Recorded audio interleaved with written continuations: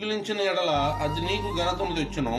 అది నీ తలకు అందమైన మాలిక కట్టును, ప్రకాశమానమైన కిరీటము నీకు దయచేయును. నా కుమారుడా, నీవు ఆలకించిన మాటలను అంగీకరించిన ఎడల నీవు దీర్ఘాయుష్మంతుడు వగుదువు. జ్ఞాన మార్గమును నేను నీకు బోధించి ఉన్నాను, యథార్థ మార్గంలో నిన్ను నడిపించి ఉన్నాను. నీవు నడుచున్నప్పుడు నీ అడుగు ఇరుకున పడదు, నీవు పరిగెత్తున్నప్పుడు నీ పాదము తొట్టిల్లదు. ఉపదేశమును విడిచిపెట్టక దాని గట్టిగా పట్టుకొనుము. అది నీకు జీవము గనుక దాని పొంది యుండుము.